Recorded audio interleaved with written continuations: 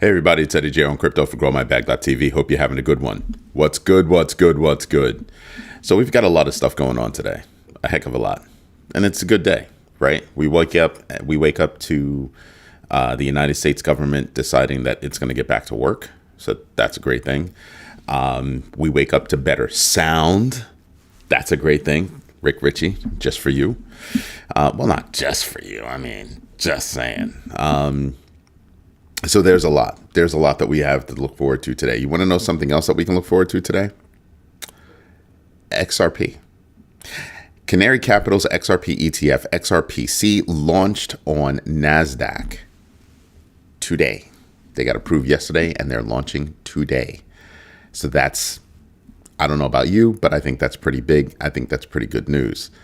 So I am paying attention to that because I have a bag of XRP. Bitwise CIO Matt Hogan says he believes 2026 is going to be a crypto boom. Now, calm down. I think we need to sit back and we need to say to ourselves, what do we mean by crypto boom? Okay. And the reason why I say that is because there's just a lot. There's a lot to that statement. Crypto boom can stand for a lot of different things, meaning crypto is massively in use, crypto, just all things crypto, right? When it comes to the value of crypto, do your own research, know your entries and exits, and absolutely invest deliberately. That's the GMB 3, and you should practice that on a daily basis, right? Again, do your own research on whatever investment strategy you're going to implement. Do your own research. Know your entries and exits. Know how much money you're going to need to get in, how much money you're going to need to get out, when you need to get in, when you need to get out, how you're going to get in, how you're going to get out. See where I'm going with that? And absolutely invest deliberately, meaning be absolute in your deliberate choice to invest. Very big deal. Nothing small about that. So let's pay attention to these things as we move forward. What else happened? Brazil's Resolution 521 reclassifies stablecoins as foreign exchange operations and allows seizure of digital assets. Brazil, what are you doing? But that's just me. That's just me. It's okay. It's all right. Like that? Yeah. Then you have Exodus Movement's Q3 revenue surged 51% to $30.3 million, driven by Bitcoin activity, with net income hitting $17 million. Not a small feat. Bitcoin Depot expands into Hong Kong. Again, the reason why I tell you about international moves is because what happens economically in one place will absolutely have an effect in another place. We live on a tiny blue marble. Remember that. So there's a lot of stuff that we should and will be paying attention to. What else do we have? We've got Taiwan's legislature pushes for an audit of Bitcoin holdings and explores crypto as a foreign exchange reserve. That ought to be interesting. That would be almost ridiculously interesting. Right? And the reason why I say so is because, well,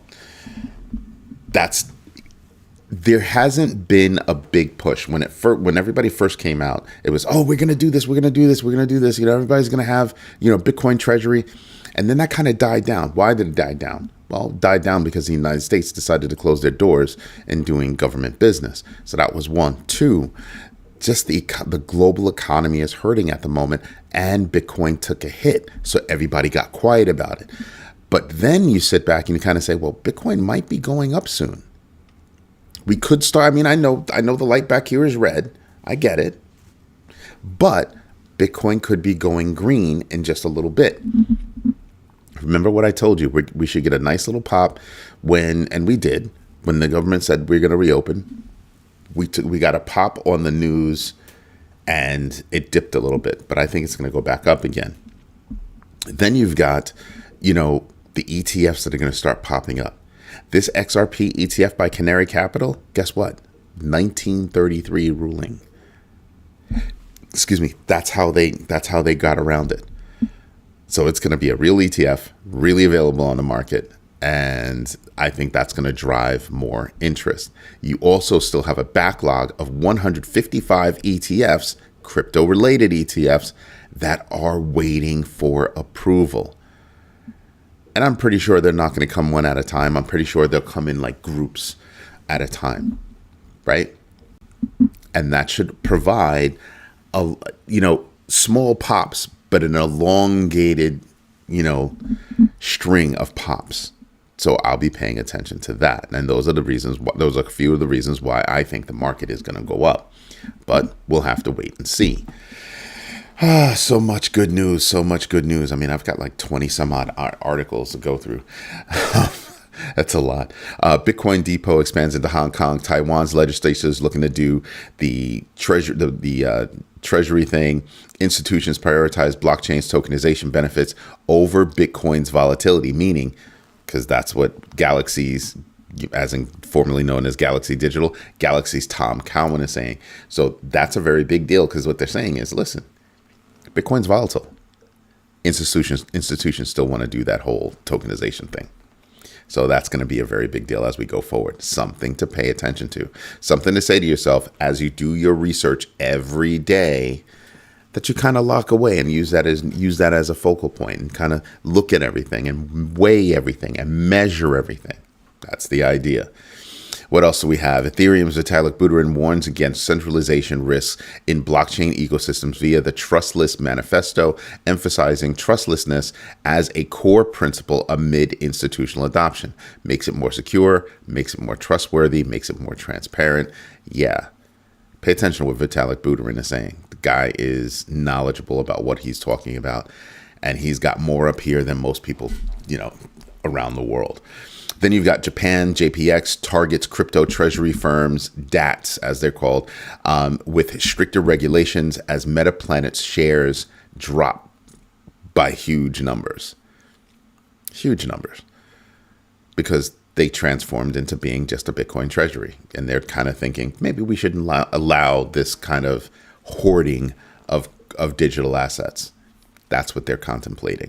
India plans. Now, this is a very big deal. It doesn't have anything to do with crypto per se, directly, but it is a mindset that I wanted to capture. India plans to introduce AI curriculum for grade 3 students, grade 3, by 2026. What is the rest of the world doing? I just want you to stop and think about, many countries are known for different things, right? And India has been controlling technology for a while. Maybe not the invention of, but when it comes to the people that are working it, they turn to India first. That's why a lot of people are kind of like, what's going on with that? What's the story with that? Yeah. Pay attention, people. Pay attention, right? It's not a small thing. It's a big deal. All right. Canary Capital's MogCoin ETF filing triggered a 5.5% surge in that tiny little meme coin. Canary Capital is like all over the place. Like if you just look at a list of stuff that they're doing with regard to ETFs, you sit there and you're kind of like, huh? They really are just going hog wild with the ETFs. The one that I care about, XRP. I want to see what kind of impact that has, and I also want to see the other players that are going to be opening up their XRP ETFs. I want to see how they do. So we'll see how that plays out over the next few months. Then we've got Cardano CEO defends its no freeze philosophy after Bytebit's report exposing 16 blockchains with fund freezing capabilities, causing Cardano to drop 3.85%. Cardano doesn't allow you to freeze funds. And others are saying you should have that capability. Cardano's like, why? So it's been a debate for a long time. It will remain a debate for a long time. But Cardano has definitely staked their place in what their decision is. So it should be interesting to see how that all plays out. Austrac warns that cyber criminals are exploiting Australia's Report Cyber platform to defraud crypto users, with $3 million lost in 2024 alone. And you need to pay attention to that. Well, 2024. Well, no, 2025. Sorry, my bad. Prompting expanded powers to restrict high-risk crypto activities. Yeah, that sounds to me like they're using that as a way to kind of tamp down on crypto. I hope Australia is not moving in the wrong direction. I really do. Security is a big deal, but if this is just a ruse, that's not going to bode well. U.S. task forces combat $9.9 billion in crypto fraud linked to Chinese criminal groups seizing $401 million in crypto and targeting Southeast Asian networks with underreporting, inflating total losses. Now, something else that I want to touch on is this task force that's been brought together. It's called a strike force, technically. It's been brought together not just because of Chinese actions, but also because of North Korean actions. And North Korea is backed by who? Okay. So when you think about this, North Korea has been at war against the rest of the world for years. Every time you turn around, there you hear about a hack and it's tied to North Korea. This is why countries around the world are going to start fighting back. And I think North Korea is going to find themselves in a very difficult position. They're already in a difficult position. And they're kind of like, we don't care. We don't care. You do care. You do. Don't fib. Don't fib. People are noticing. You do care. What else do we have going on? A Satoshi era investor, billionaire, deposited 2,401 Bitcoin on Kraken, sparking market panic over early adopters' influence. I wish people would stop flinching at stuff like this. Do with your money what you want to do with your money, but I wouldn't flinch over this. I'm absolutely not. And then a hacker burned $3 million in USDC to trigger a $4.9 million loss at Hyperliquid, exploiting automated liquidity systems with a $20 million buy wall, sparking debates over the motive as performance art or a DeFi stress test. Performance art. You have people out there that'll do things just because they can. This person did something just because they can. They wanted to see what would happen. Now they found out, and now you can see what kind of impact it can have. And I believe, in my humble opinion, Hyperliquid responded as they should. Their security features, everything else kicked in as they should. Nothing in this world is perfect, which is why I tell everybody every day, do your own research, know your entries and exits, and absolutely invest deliberately. Don't sleep on those things. The GMB3 will definitely help you in making decisions. It's a way of thinking. It's not telling you how to invest or anything else. It's giving you an idea about a perspective on how to think about things. Just a thought process. That's all. Anyway, you know what we should do? That's right. We should check the numbers. And you guys, again, didn't tell me that my logo wasn't up. Oh, that's going to be a problem. All right. Let's skip on over here. Let me get my notes out. Yeah, you can see I had crazy notes. Look at all these notes that I have on all the news that I have for the day. Well, for the morning. This is just the morning. This isn't even the afternoon. This is the morning show, and I have all that news. Just saying, there's a lot going on. Let's open up with the Dow futures being expected down as the implied open of 46. S&P implied down 13. Implied down for NASDAQ 54.75 or 53.75 rather. Oil up 0.33. NASDAQ 10-year up 0.017. Interesting. Pay attention to your money. We go over the numbers for a reason. What else do we have? We've got, let's see, Alibaba reporting, Disney, Applied Materials. We have a few companies that are reporting, JD.com. We have a few companies that are reporting today that we care about. So pay attention to what's going on out there. We're not expecting U.S. economic data. All right. I want you to think about this next Fed meeting. What data are they going to have? They probably won't have October data. Maybe they'll get November data. Just saying. They're not going to go back and look at that. They're going to go move forward. There's a lot of space there. Right now, the fear and greed index is at 15. 15. I want you to stop and think about this. This could actually trigger a bull run. Why? Because that's going to make everybody think, oh my God, everything's on sale. And that's how it happens. So I'm pretty confident that we could see something here. DeFi Llama Total value locked at this time is $134.262 billion in total value locked. That's not where we want to be. It's better than we were earlier in the year or late last year, but we want to be above 150. We really want to be above 150. So that's what I am paying attention to. Right now, if you're looking at Bitcoin, it's trading at 102 and change. Like, are you serious? 102.9 is the low number that's being touted right now. We've moved below this line right here. And again, we don't want to be down here in my pink band. We don't even want to be anywhere down here. We want to be up here. We're a far cry away. But if you were able to get in down here, right here, that could be a place where you're actually making money. I think volatility will carry on as it goes up. You'll just have to make adjustments on your buys and sells as it goes up. The same way that you have to make adjustments on your buys and sells when it's on its way down. Just saying. Just ideas for you to contemplate. Looking at the big board. Yeah, I don't care about that. Didn't mean to do that. No. Here you go. Let's do it the easy way. There you go. Looking at the big board, we can see that a lot of things are on sale. GMB under $1,000. Oh, that's a huge sale to me. I'd take advantage. Solana, if that's what you're into, this looks like a sale price. Ethereum at $35.10 looks like a sale price to me. If XRP under $3, sale price to me. I also like BCH, BTC, ETH. Cardano, I told you about some really bad news going on with Tron yesterday, which is the reason why I don't touch anything that Justin Sun touches. Won't touch it because there's something awry about it.